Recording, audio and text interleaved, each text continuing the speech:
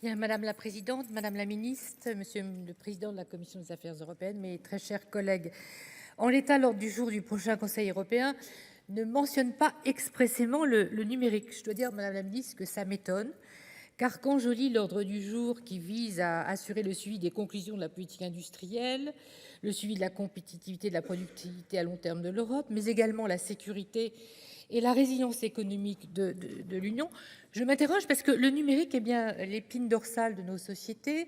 Le numérique, c'est bien à travers la succession de nouvelles technologies qui ne cessent de bouleverser nos modèles économiques et d'affaires au cœur vraiment du sujet.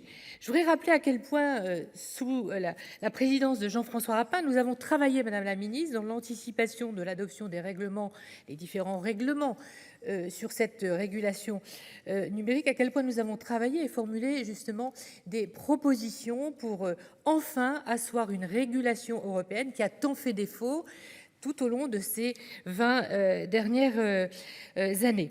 Alors, l'heure est maintenant, côté français, après l'adoption des deux règlements sur les marchés numériques, DMA et DSA, c'est l'adoption du règlement sur les services numériques, sous présidence française, ainsi que du règlement sur la gouvernance des données, le DGA, est venu le temps des mesures de transposition qui visent, dans cette loi visant à sécuriser et réguler l'espace numérique, un texte sur lequel notre commission spéciale, constituée par le Sénat, travaille activement. Alors nous nous réjouissons de cette étape qui est tout à fait nécessaire. Nous nous réjouissons aussi que l'ensemble des propositions d'amélioration à travers des propositions de résolution européenne, Monsieur le Président, qui ont été adoptées à l'unanimité au Sénat, nous ayons pu peser sur ces textes. Mais nous voulons dire aussi que ces textes ne seront pour nous que des étapes parce qu'ils ne résoudront pas fondamentalement tous les abus des grandes plateformes extra-européennes et certains dysfonctionnements intrinsèquement liés à leurs modèles économiques et à leur absence jusqu'à présent de statut et donc de vraies responsabilités. Va venir le texte sur l'intelligence artificielle. Le projet de règlement vient d'être adopté. Nous nous en réjouissons. D'ailleurs, nous sommes fiers que l'Europe soit à la pointe, puisque ce sera le premier État au monde qui aura légiféré sur ce sujet qui est encore si complexe et si délicat à appréhender et suscite beaucoup d'inquiétudes. Nous pensons que c'est aussi un formidable gisement de croissance pour notre économie et que l'Europe doit absolument, avec des investissements aussi en matière de politique industrielle, être dans la course.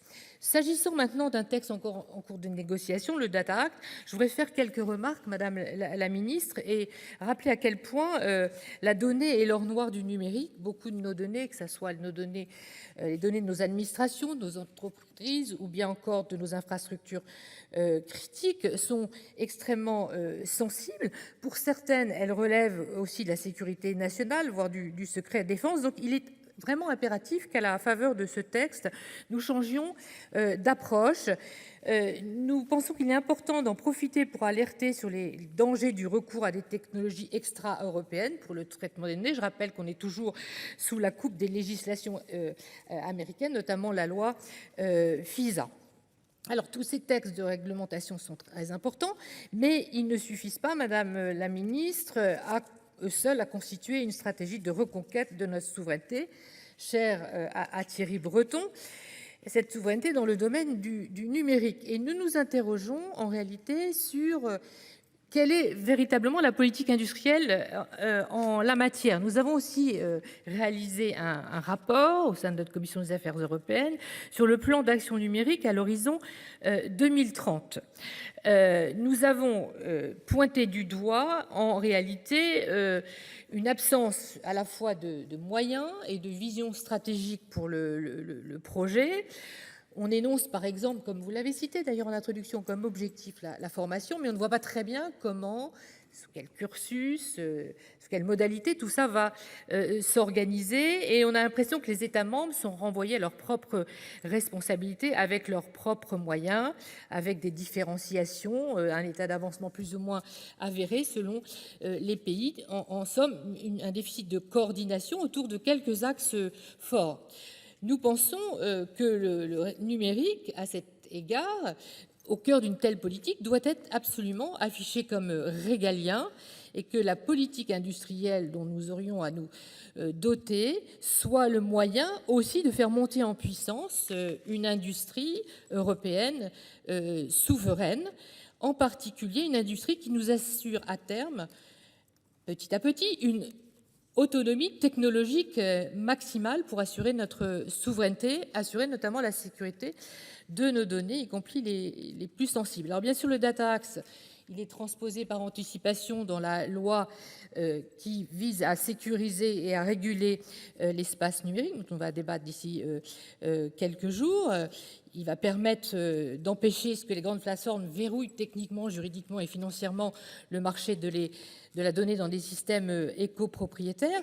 Mais ce qu'il faut en réalité, nous l'avons dit avec André Cadolin et Florence Blatrix-Contat dans notre rapport sur le Data Act, ce qu'il faut, c'est surtout accompagner la création et le développement de cloud souverains, autrement dit, accompagner des PME, des entreprises européennes, pour permettre justement de ne plus dépendre de ces législations aussi extra-européennes. Et n'ayons pas peur des mots, il faut assumer le choix d'une préférence communautaire pour nos entreprises.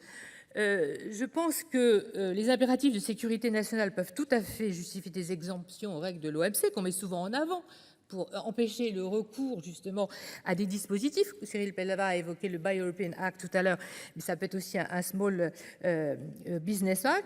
Donc ça peut justifier les exemptions aux règles de l'OMC et aux droits des marchés publics européens. On notera d'ailleurs dans toutes les puissances étrangères, que ce soit les États-Unis, la Chine, l'Inde, toutes ont été mises, dans ces pays ont été mis en place des réglementations en matière de localisation et de traitement des données, ou des contraintes liées à des problématiques de sécurité nationale qui rendent compliqué, voire impossible, l'application d'une concurrence libre et non faussée entre acteurs locaux et européens. Donc il faut booster la commande publique, Madame la Ministre, faire valoir cela au niveau européen dans notre intérêt tout à fait partagé. Et une dernière question qui est liée en fait à la question des données. Madame la Ministre, je sais qu'à l'heure actuelle ont lieu des discussions autour du traitement des données sensibles et stratégiques avec le projet de schéma européen de certification de cybersécurité pour les services cloud, le EUCS, présenté en 2020, toujours à l'initiative de Thierry Breton. Pouvez-vous nous en dire plus? Qu'en est-il des négociations? Je termine, Madame la Présidente. Qu'en est-il des négociations à l'heure actuelle avec l'ensemble des États membres sur ce sujet éminemment stratégique et lié à tout ce que je viens d'évoquer? Je vous remercie. Merci. La parole est à monsieur